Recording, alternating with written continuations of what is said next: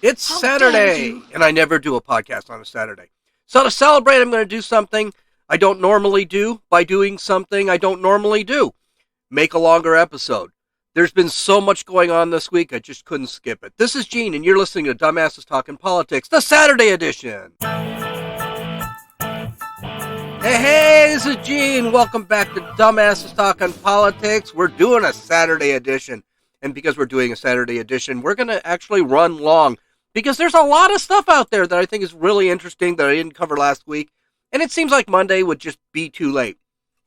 So Dave not only is going to have to suffer through a longer edition, I also have a cold. Yay! So you're probably going to hear me sneeze throughout this episode. Hopefully not, though. I'll just cut it out eventually.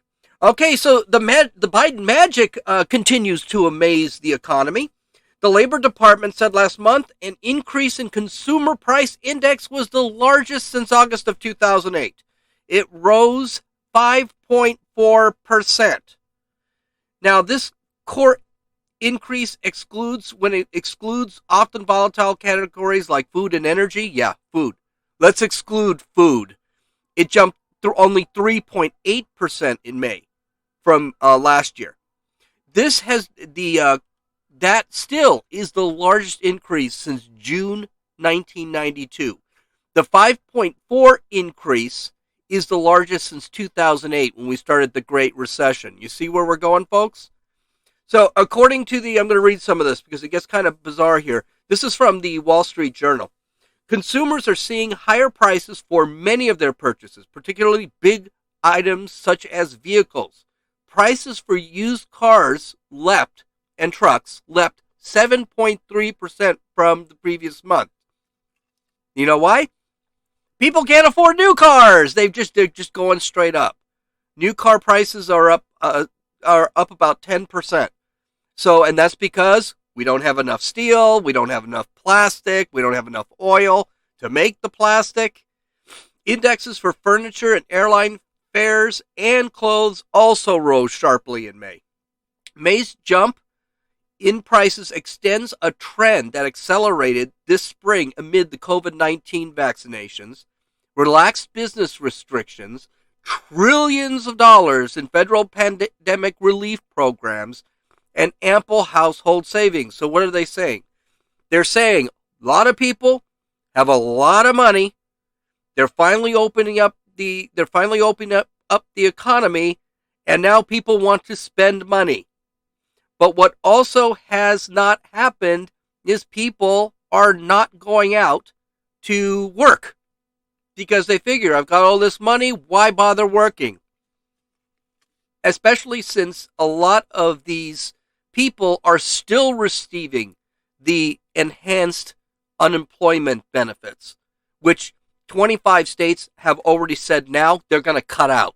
I think even California, a state that I thought is just huge into universal basic income, has already said they're probably going to cut out in middle of summer instead of going all the way through September.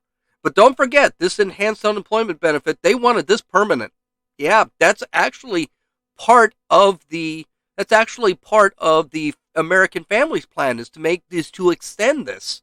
So that'll be absolutely fantastic. Um, Again, job openings went up 1.3 million to 9.3 million from April. That in April, excuse me. That is up from 8 million in March. So here we go. Here we go. People don't want to work. People don't have to work. The government is giving them money. There aren't enough workers. There aren't enough. That's a problem. So services and products aren't getting made. The supply lines they can't continue to supply steel, oil, plastics, or anything because they don't have enough workers, specifically truck drivers, to get everything to the vendors that need the product. So life's going to hell in a handbasket in the United States. Now, they do say that this could be a temporary inflation, but especially when workers start going back to work, which they say probably is going to be September at latest, at that point, we might actually see inflation go down. It's possible, but it's still very, very scary to see all this stuff. And there are a lot of economists that are saying, yeah, I don't know, because the other problem with the inflation is the amount of debt we're taking in and the amount of money we are printing. So this inflation might go down. We are actually having a boost in inflation now. This is all because the economy is getting hot. But since we're printing so much money to give away to people, it can't be no economist can be sure that this is going to be temporary, that it's going to go down 5% in September when everyone starts working. So we're going to have to see. A lot of economists were surprised this happened this quickly. So we'll have to see. In the next story, Joe Biden is showing his strength, his muscle. This is a day after I reported that Biden got rid of the Trump ban on TikTok and WeChat because these were two Chinese companies that were actually stealing private information of our own citizens. He's shown his strength again. Iran has been playing hardball with Biden administration to get back into the nuclear agreement. Biden really wants this nuclear agreement. To know the agreement that didn't prevent, the agreement that didn't prevent Iran from creating a nuclear bomb, but did give them a lot of money and eliminated a ton of sanctions. Yeah, well, Biden has decided to appease these terrorists once again. The Biden administration lifted sanctions on 3 former Iranian officials and several Iranian energy companies. Now, just a little FYI, Iran is an oil producer. That's their economy. So one of the things Trump did was go in there and kill their economy by making it so they couldn't just sell oil to anybody. The U.S. Treasury Department on Thursday repealed sanctions on former senior National Iranian Oil Company officials and several companies involved in the shipping and trading of petrochemical products. The administration described the moves as routine administrative actions, saying that officials were removed from U.S. blacklists because they no longer held positions in the sanctioned entities. Bull. The reality of the matter is, by the way, this story comes from, again, the Wall Street Journal. Bull.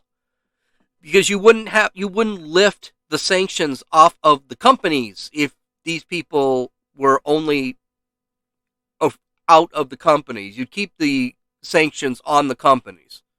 They didn't. But officials familiar with talks underway in Vienna on the future of the 2015 multilateral Iran nuclear agreement said the Biden administration has been looking at how they could inject momentum into the negotiations.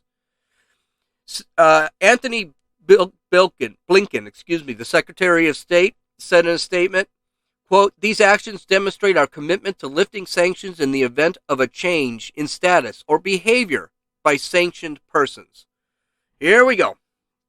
The weakness of the Biden administration is really showing.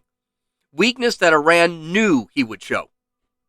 He could have told Iran that they could rejoin the agreement, no questions asked, but they knew Biden would fold like a nice pair of linen pants.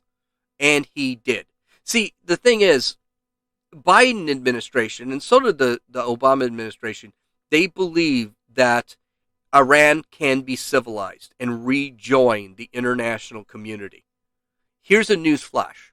They can't. They are a terrorist organization.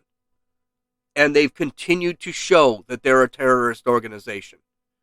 Anthony Ruggiero, a former top national advisor for the Trump administration, said, quote, "Lifting sanctions during negotiations shows weakness to Iran and tells Tehran to continue its nefarious activities, including nuclear extortion and sending conventional arms to U.S. adversaries."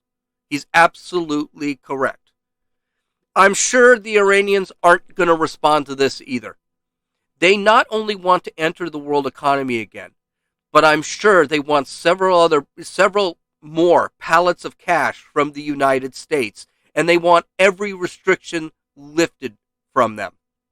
And by the way, this is a country who is supporting terrorism around the world, is funding a proxy war with Saudi Arabia in Yemen, is funding and sending missiles to Hamas and Hezbollah, Hezbollah being in Lebanon and Hamas being in the West Bank and Gaza Strip.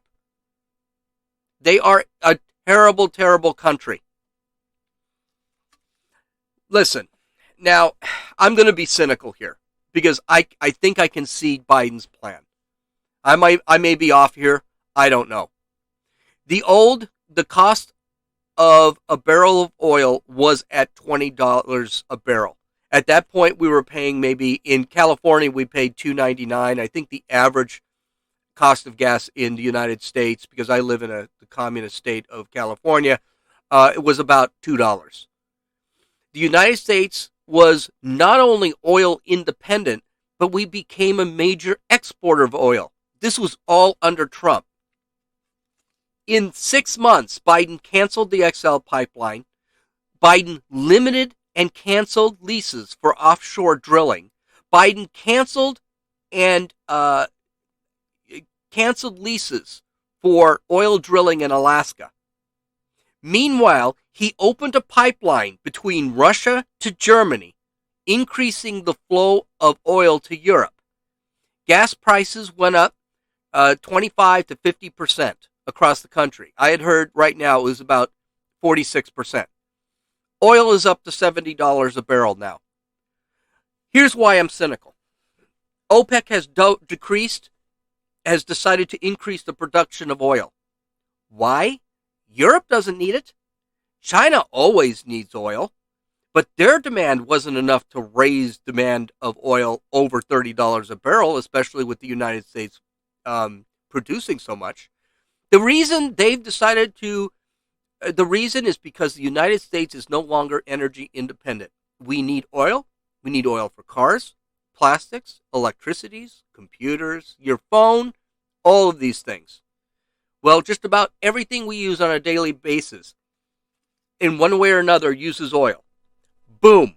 No American oil. Oil and gas prices go straight up. How can Biden be a hero here? Get back into the nuclear deal. Iran is allowed to sell oil around the world. They will also sell missiles to Hamas and Hezbollah and continue their proxy wars and with Israel and with the Saudis, and continue the influence in Iraq and Syria, which they had to stop when Trump had the clamps on them. Anyway, I'm going off on a tangent. Just to show you how evil Iran is. Anyway, they will start selling oil to the United States. Oil prices will drop 10%, and Biden is a hero. Meanwhile, we're still going to be paying close to $3 a gallon at the gas pump. But it isn't $4 a gallon or $5 a gallon. This is cynical because it's the belief that in order to solve climate change, we need to get people to stop driving, stop using oil. That's this whole thing. And the way we do that, you raise prices so high that no one travels. And by the way, this isn't something Biden came up with on his own. In his first year, Barack Obama said, in order to save the environment, people are going to have to change the way they live. We already know through AOC's stupid little Green New Deal thing that travel was something that's going to have to change to end climate change. So save this podcast. I guarantee you that's what's going to end up happening. In 2024, when whoever runs for president runs again, and gas prices drop 10-15% because we've got this deal with Iran. And meanwhile, Iran's making a nuclear weapon. Let's call it what it is. They're going to sit there and say, we lowered gas prices. Not to the Trump era, but they lowered gas prices during their presidency. It's going to happen. Just wait. Now, here's a news story, which honestly I don't think is a news story. I don't think it's a news story because it happens every 3 months or so. And it's just never a real shock. But this one is just, I had to put it because she's such an idiot. I don't understand how her or Tlaib can be actually representing the United States government.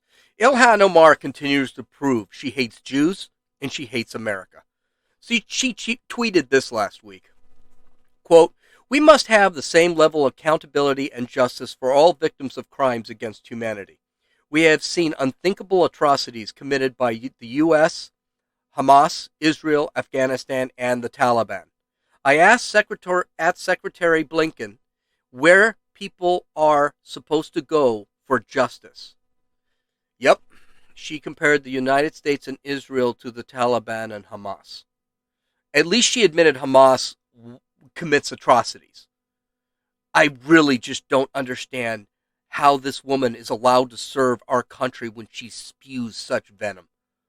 A group of Jewish Democratic congressmen, mind you, not all of them, got together and penned and signed a letter not condemning Ilhan Omar, but asking her to clarify her statement.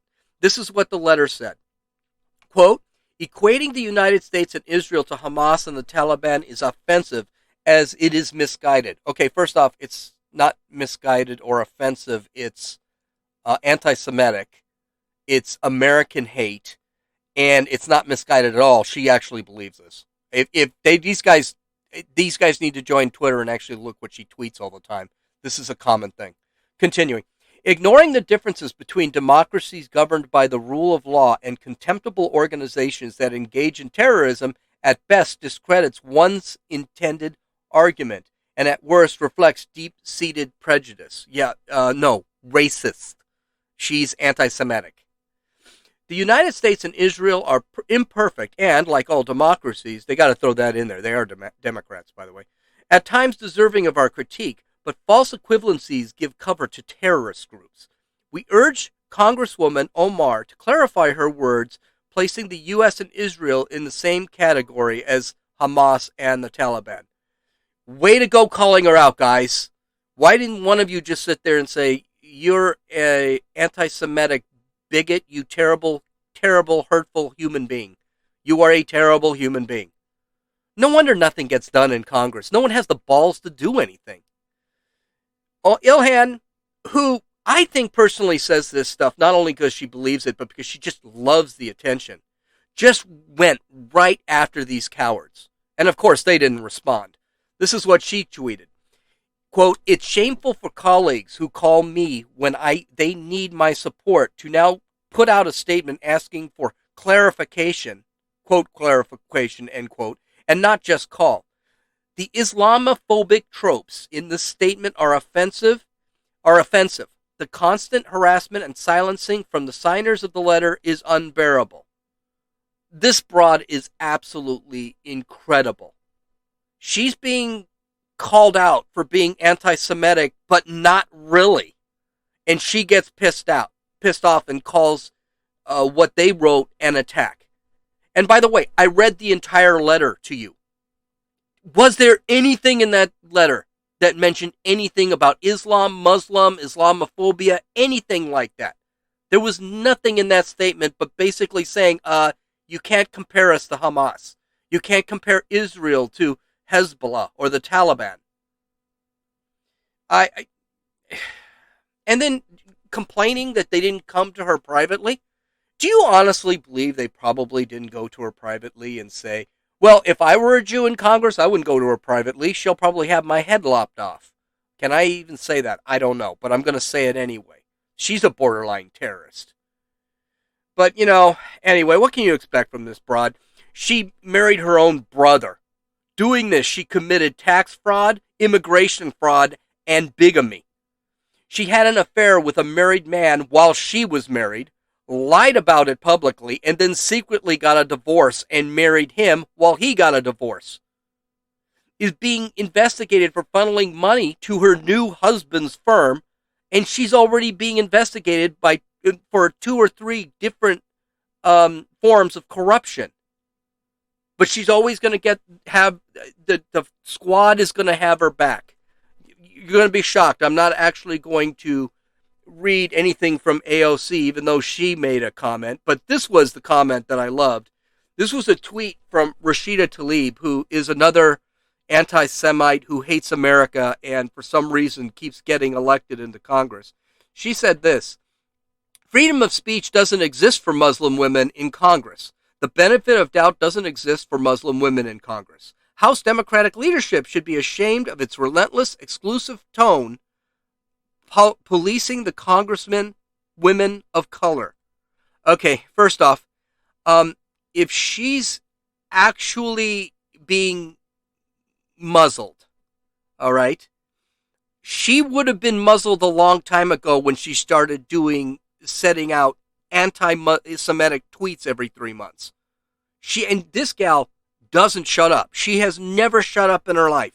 She's always got something to say about absolutely everything.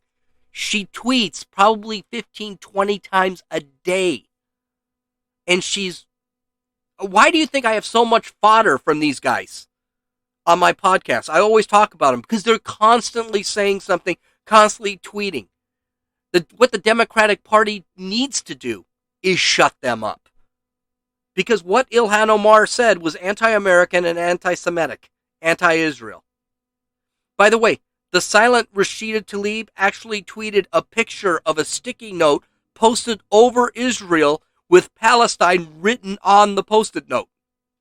Question: is supporting the complete destruction of Israel anti-Semitic? Did she get into trouble for that? Did she get a letter from anybody for that? Does that sound like she's being muzzled? No, she's not. She's just a complete moron. These guys, every time these Democrats get caught in a corner, and by the way, they're getting caught in a corner more and more and more. I think even Democratic leadership later in the week started condemning them for doing this. So the squad, the far leftist squad, they're actually getting crapped on right now by the Democratic Party because people don't like it. And people aren't going to vote for Democrats if they continue to support this line of policy, this belief system. They have to start calling this crap out. And I think they're going to start doing it now. I also want to point out that the Democrats who do get called out never actually defend their points. All they do is call people names. So Ilhan Omar said something really stupid. Instead of sitting there and defend either A, defending her statement, or B, apologizing for her statement, which later on she did, is just calls everyone an Islamophobic, or call everyone a bigot, or call everyone a racist, or say that they're being victimized again. Again, we're in victim culture. That's a thing. Be a victim. Well, I got news for you. It's not going to work in this country. People are getting tired of this crap from that group. So this is the part now where I go over the 30 minutes because there were 4 video clips. There were actually 5, but I used 4 because I thought that was good enough. But these, I could not live with myself because already things are happening today. And I know I'm going to be busy with like real important stuff on Monday. So I decided to hit these up today. And here's the first one. This is, I guess when your company has hit rock bottom and there is nothing you can do to make it worse. Maybe by making it worse, you might improve the situation? I don't know, I guess. CNN decided to rehire Jeffrey Toobin after he was put on leave 6 months ago and was actually fired from the New Yorker. Now, I'll let Allison Camerata, actually, in the most uncomfortable interview possibly in her career, explained what happened, and you can hear Toobin's response. This is in case you just cannot remember why this guy was fired in the first place.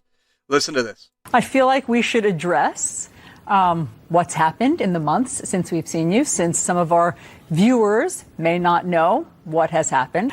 In October, you were on a Zoom call with your colleagues from the New Yorker magazine. Everyone took a break for several minutes, during which time you were caught masturbating on camera. You were subsequently fired from that job after 27 years of working there. And you, since then, have been on leave from CNN. Do I have all that right? You got it all right, sad to say. What the hell were you thinking? Well, obviously, I wasn't thinking very well or very much, and it was something that was inexplicable to me. I didn't think I was on the call. I didn't think other people could see me. You thought that you had turned off your camera? Correct. I have spent the 7 subsequent months, miserable months in my life, I can certainly confess, trying to be a better person. I mean, in therapy, trying to do some public service, working in a food bank, which I certainly am going to continue to do. I think, honestly, just making Allison do this interview, and I understand why they had a woman do it. They sure as hell didn't want to have a man do it because, that's just a guy thing, right? But I think that it was so horribly awkward, I wouldn't be surprised if she filed a HR report, harassment report on that. Okay, well, a couple of things. First off, I understand. How is this not unable for him to explain, because I can't for some reason pronounce that word. Inexplicable, whatever. How? What do you mean? You can't explain why you were doing that? Kind of crap is that? And you can't explain how you got caught, is the thing. And do you think working in a soup kitchen is really a solution and will make this all better? Really? I mean, I got the therapy thing. That kind of makes sense, though I don't know what jerking off has to do with therapy, but it just seems like, okay, there are times that maybe you just shouldn't jerk off, and when you're on a Zoom call, that might be one of the times. And I don't know, the last thing I'd want a soup kitchen, though, a food bank. Now this guy is handling food? Come on now. It's incredible. I'm going to have to ask Dave. When I worked for him, because I actually worked for him. He was my boss. If he would fire me for jerking off during one of our Zoom calls. I don't know. Maybe he wouldn't. Maybe this is the thing. I would have pretty much assumed that this was a permanent thing, and yeah, you're going to lose your job, and that's it, And here's the other thing. Nobody wants him there. The CNN employees are complaining that they actually rehired this guy. I don't blame them. Why are you rehiring this guy? He wasn't like he was a main guy. A Chris Cuomo or a Don Lemon or an Anderson Cooper. It wasn't like he was one of those guys. Though, to be honest with you, looking at their ratings, maybe he's going to replace one of them. I think it's clear what their CNN is trying to do.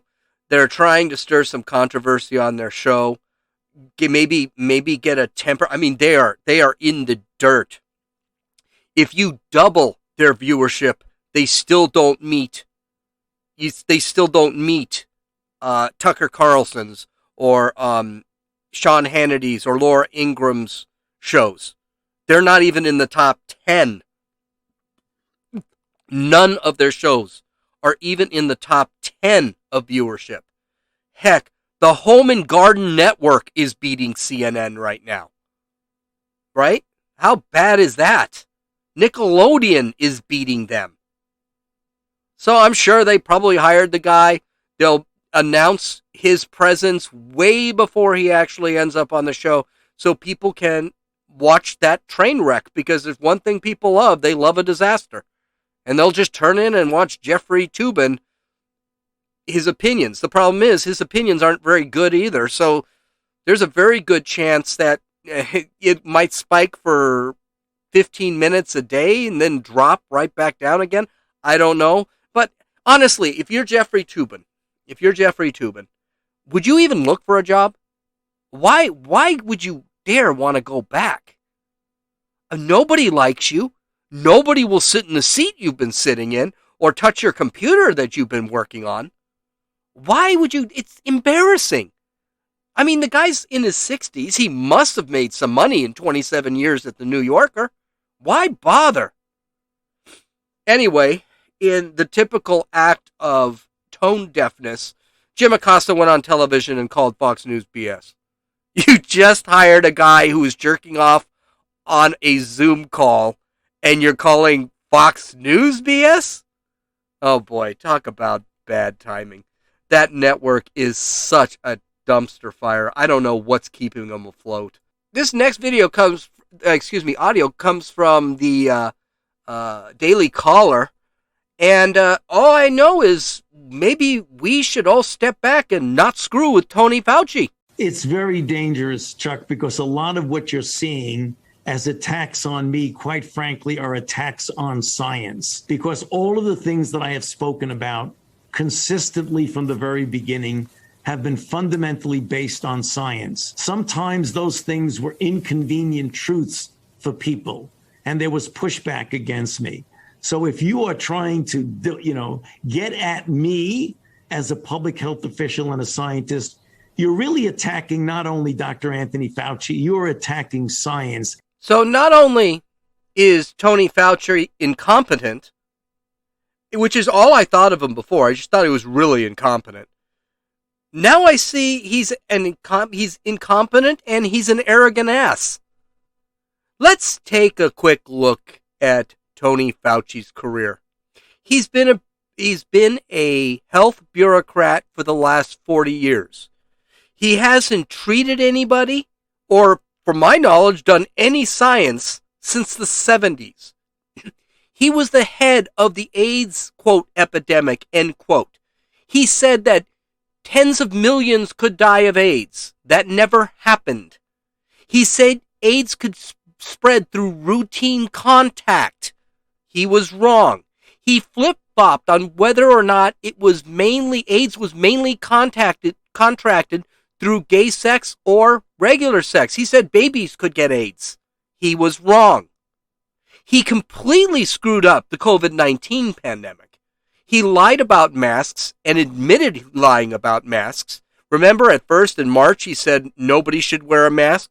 And then he was questioned about it again, and he said, no, everyone should wear masks. I was just saying that to save the masks for the people in the hospitals. And then he admitted that mask wearing now is more mask wearing when you're either had the COVID-19 or were vaccinated for the COVID-19. Masks really weren't necessary, and he was wearing masks only for show. He said the virus was not started in a lab protecting China, and his emails show that he was actually protecting China, and there's a very good possibility it started in a lab, and he found out about this sometime in March of last year, and now he's getting upset that people are asking him about it. His policies helped close the economy, and now we're looking at it might be a mistake. And he said we needed to continue wearing masks even if we're vaccinated or have had the disease. When his emails actually show if you've had the disease before, chances are you never have to worry about COVID-19 again because there was no indication that the antibodies within the body from a COVID infection ever went away. Yeah. Criticizing Fauci is not criticizing science. He's been wrong about everything. He is not science. Science is a process. He is not science. He's not the epitome of science. I barely think he knows how to read some of the reports of the actual science. So that's a great thing to see, is that you got some bureaucrat sitting back and screaming how he is the science. Okay, this video clip is fun because it's from Greta Thunberg, and she released a new video this week, and I'm sorry, audio clip from the video, and she is addressing what I have been talking about for the last 2 weeks on how the left wants people to stop eating meat. And Greta Thunberg, she's got a big mouth. Oh, you can say that now. She's 18, so she's a bitch. I can say anything about her now because she's over 18. She looks like she's 6, but she is over 18. How bad people are for eating meat. Now, this clip, the video is actually about 8 minutes long, 5 minutes long. I took about a minute clip from it, but I think it's absolutely hysterical. And it pretty much hits everything that I want to talk about. And finally, the animals. Every year we kill more than 60 billion animals, excluding fish, whose numbers are so great that we only measure their lives by weight? What about their thoughts and feelings? Some animals plan for the future, forge friendships that last for decades. They play, they help each other. They show signs of what we call empathy. But 70% of the animals we farm live inside factories. In the United States, that number is 99%. Their lives are short and terrible. How will we be judged? It is heartbreaking to know all this, but it is also our opportunity. We know what we can do. We can change the way we farm. We can change what we eat. We can change how we treat nature. Some of us have lots of choices, while some have none at all. Those with the most power have the most responsibility, and most of us can do something. So, what will you do? Absolutely nothing. Absolutely nothing. Not a damn thing. If I was meant not to eat meat, steak wouldn't taste so damn good. We've been eating meat for thousands of years, and we'll probably be eating meat for thousands of years to come. Because human beings are omnivores. We eat just about everything. And it's healthy for us. So, eating meat, yeah, that's not going anywhere. You know, where places where they don't have food, guess what they do? They hunt meat that we're really not supposed to eat. Like rats and dogs. You go to Venezuela, they're eating rats, they're eating dogs, they're eating cats. Why? Because man eats meat. Man gets the right proteins, the necessary amino acids from meat. You know who should eat meat? Who else says we should be eating meat? God. Most of Leviticus is telling us what meats we can eat, what meats we can't eat, how meats should be prepared. But Greta probably doesn't believe in God, so this argument is moot. Matter of fact, that's probably for her more of the reason why you shouldn't believe in God is, oh, God, he eats meat. He's a carnivore. And God, I don't know if he eats meat, but doubt he eats meat. I also get the impression that Greta has never watched Animal Planet or any of the shows on Shark Week. The beauty of nature kind of goes south when watching a killer whale chomp on a baby seal. Nature is beautiful, but it kind of sucks, too. And all those animals that eat meat wouldn't mind gnawing on my leg, either. Has she thought about that? She'd probably fine with that. That's fine. If a lion wants to eat my leg, I mean, good for it. It's got to survive, yeah? If you question whether a lion will eat you, Greta should just walk into a lion cage at some zoo and see what happens. I'm sure the lion isn't going to purr and give her a big lick. First, and finally, and this is the dumbest thing, most animals, especially fish, are basically biological machines. They eat, their main goals is to grow, eat, become horny, have other little fish, and usually die. That's what they do. Look at the salmon. The salmon literally goes upstream, which makes no sense because that's what they do. Find a spawning place, have sex, have babies, and they die. That's what they do. They don't have feelings. I mean, come on now. Stop it. I do want to point out that Greta is 18 years old, going on 19 soon. She looks like she's 8. 8 years old. She looks like a little kid. I almost feel bad for her. Maybe if she had a steak, she'd look more like her age. Now, I got to be careful. She is kind of mentally off. You know what I mean? She's got Asperger's or whatever mental thing she's got. But still, she looks like she's 8. You know, Greta, go have a steak. Go have a steak. Go to school. I mean, she hasn't been in school for like 10 years. Maybe educate yourself on something before you tell other people what to do. How dare you? Anywho, our last audio clip, I love this one. Now, you folks know, because I've talked about this a lot. I hate the manipulation of language. I hate the changing of definitions. I hate I hate the extra pronouns, preferred this, preferred that. I can't stand it because it's a way to manipulate our society. It's a way to manipulate culture, and it becomes eventually a way to manipulate political policy. Well, Senator James Lankford, who's a Republican from Oklahoma, I think he's pretty sick of it too. And he decided to ask Department of Health and Human Services Secretary Xavier Becerra, who, by the way, is just a freaking terrible human being. He was the Attorney General in California, so I've heard of him, and he's just freaking horrid. I can't even believe he's head of Health and Human Services because he has zero experience with anything like that. But then again, we've got Pete Buttigieg as the transportation secretary, so I guess we shouldn't be surprised.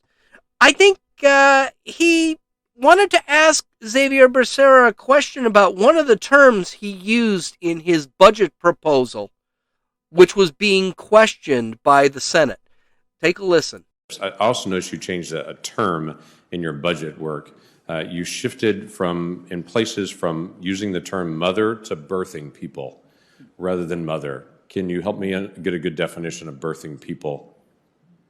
Well, I'll check on the language there, but I think if we're talking about those who give birth, I think we're talking about, I don't know how else to explain it to you other than I was a little taken back when I just read it and saw it, that the term mother was gone in spots and it was replaced with birthing people. And I didn't know if this was a direction that you were going, if there were shifts, if there are regulatory changes that are happening related to that, or what the purpose of that is. I think it's probably, and again, I'd have to go back and take a look at the language that was used in the budget, but I think it simply reflects the work that's being done. I definitely get that. I would only say the language is important always. We don't want to offend in our language. I get that. But would you at least admit calling a mom a birthing person could be offensive to some moms, that they don't want to get like a happy birthing person card in May, or, I mean, can you at least admit that that term itself could be offensive to some moms? Senator, I'll go back and take a look at the terminology that was used, and I can get back to you. But again, if we're trying to be precise in the language that's used. Mom's a pretty good word. That's worked for a while, and I think that's pretty precise as well. These guys just changed the language, and then when they're confronted about it, you know why he couldn't define what birthing person meant? Because it means mother. He can't actually go in and say, he can't say a female. He can't say, because males can give birth now. He can't say a mother, because men can give birth, so fathers can give birth. He can't say anything to define. This is the problem. This is the problem with changing the language like the left is doing. Is you can change the language, but if someone ever actually like this, and by the way, he wasn't the only one who asked Becerra that, and it wasn't the only person they asked. And Becerra should know what the language is, because he wrote the thing, or at least he approved it. So he's either incompetent or he just doesn't know how to answer his own question. But that's the whole thing. That's what the Democrats do. That's what the left does. They change language. And you know what sucks? Women have it tough. They really do. They are going to be forced to share restrooms with men who think they are women. Or they don't even have to share restrooms with men who think they're women. They have to share restrooms with men who say they are women. Women in prison have to share their prison with men who say or think they are women. They have to compete in sports with men who think or say they are women. They have derogatory terms placed on them. Like, for example, the vagina. You may have remembered earlier in 2020, they wanted to call vagina a front hole. What kind of garbage term is that? How derogatory and insulting is that term? And now mothers are birthing people? No, they're not. They're mothers. Fathers cannot give birth. Sorry. I remember that article I read about a year and a half ago that sat there. First man gives birth. And then we find out, no, she's a transgender man. Okay, the first man didn't give birth. As a matter of fact, that just proved that quote man, end quote, is actually a real woman. It just proves what everyone else has been saying. Now they can't even get an endearing term for doing something that only they can do in all of nature. Give birth. Have children. This is something only a woman can do. It makes them different from everybody else in humanity. Men cannot give birth. The question here is a good one for another reason, though. It's a good question because this language is how they are changing policy. This is why I have a real hard time. I think it's a danger. I'll go a step further. It's a danger to allow the changing of language to take effect in culture. That's why I refuse to call a woman a man and vice versa. I refuse to allow preferred pronouns like they and them for an individual person. They and them are plural pronouns. That's not an individual person. I refuse to call a riot a protest or call speech hate speech. Because here's the thing. When we start changing the language in culture, culture is downstream of politics. And eventually, the culture that we have now, or culture that we accept, even if we don't really accept it, the culture that we accept will become policy and law. And that policy and law does not reflect reality or science. You know, the party of science thinks that a man can be a woman. That's the party of science. They keep telling you this. Believe the science, like Dr. Fauci. If you disagree with me, you disagree with science. No, I disagree with you. I don't disagree with science. The science doesn't say the same thing you say. You've been wrong the entire time. Same thing here with this transgender movement, especially the transgender movement. The science says that a man can be a man. He's always a man, and that's it. A woman can't be a man, always will be a woman, and that's it. Nature has proven that. The nature that Greta Thunberg thinks is so beautiful has proven that a woman who becomes a man and gives birth is not a man giving birth. It's actually, you're still a woman even though you became a man. It proves it because it's science. You haven't proven that men can give birth. It's just so stupid.